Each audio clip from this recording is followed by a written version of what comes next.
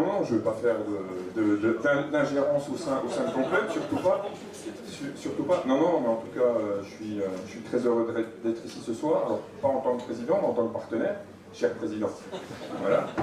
Donc, et puis, non, au-delà de ça, mais en tout cas, effectivement, on est en train de mettre des choses en place avec notre ami et notre cher Daniel. Donc voilà, il y a des rapprochements qui se font entre nos joueurs et nos joueuses. Donc les présidents également se rapprochent. Donc plus sérieusement, en tout cas, je voulais féliciter Daniel pour le travail qu'il fait, pour l'investissement qui...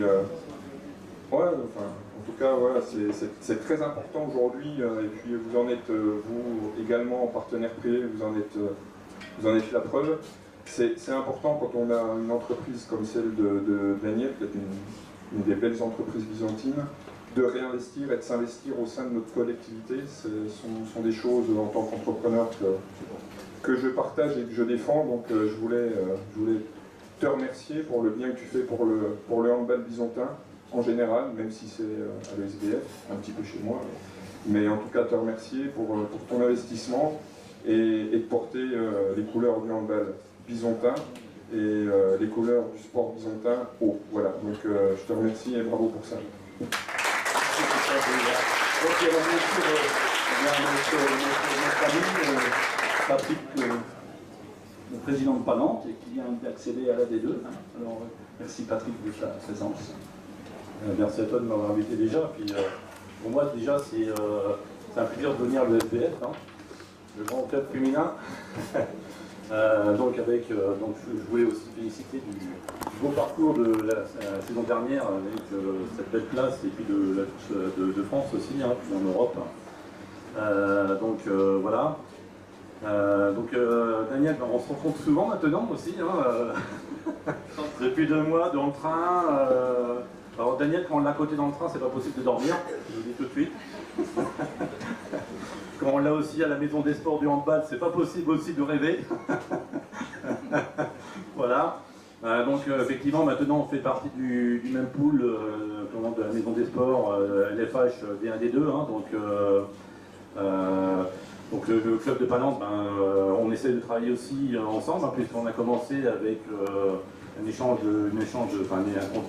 après de joueuses. Donc voilà, Juliette Méraud, qui a déjà fait belle sensation au niveau des matchs de préparation. Donc je te remercie.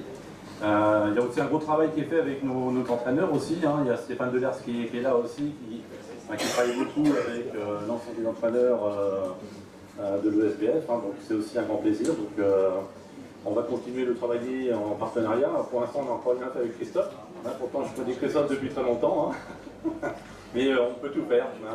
Voilà. Donc merci, puis bravo encore pour cette saison, puis surtout bravo pour la nouvelle saison qui va arriver. Voilà. J'ai comme dernier entraîneur adjoint et responsable du centre de formation de Charles Costel, préparateur physique de l'ESBF, et de M. Fabien Vidal, analyste vidéo de l'équipe. On a également une bonne pensée pour le staff médical, ils ne peuvent pas être présents avec nous ce soir.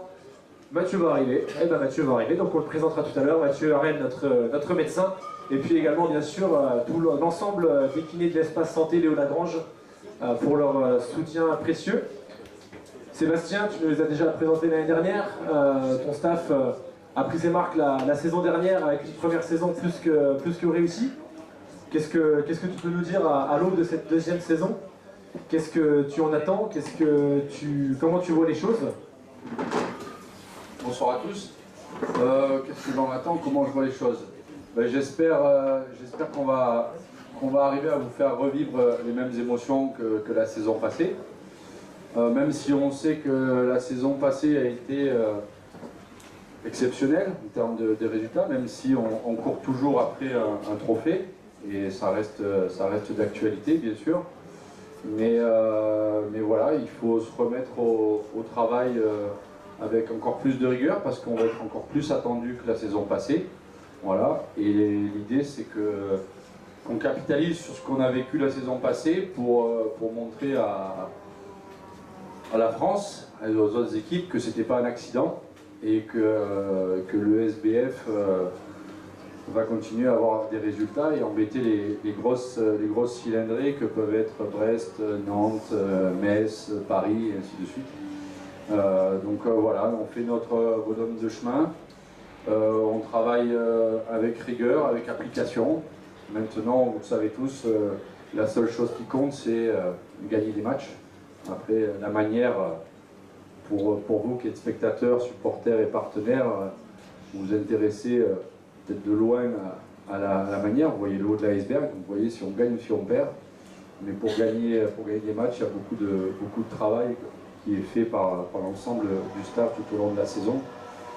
Et c'est sur quoi on va s'appuyer parce que pour être meilleur, il faut travailler peut-être plus que les autres. Donc voilà un petit peu nos objectifs. On va essayer de retourner à Bercy, c'était chouette déjà, et puis de pouvoir chaque année être européen. C'est quand même important pour l'équipe, pour le club, pour le rayonnement de la ville et de la région. C'est important pour nous de marquer notre place dans le contexte européen. Voilà.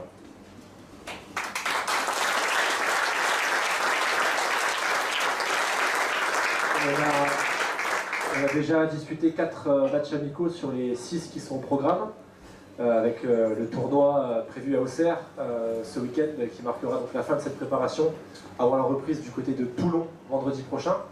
3 victoires, une courte défaite face à Chambray. Alors on sait que les résultats ne veulent pas tout dire en préparation et qu'il ne faut pas se fier à ça. Donc justement, quel est le regard que tu portes sur la préparation de cette équipe et à l'approche justement de ce début de saison à Toulon d'ici une dizaine de jours?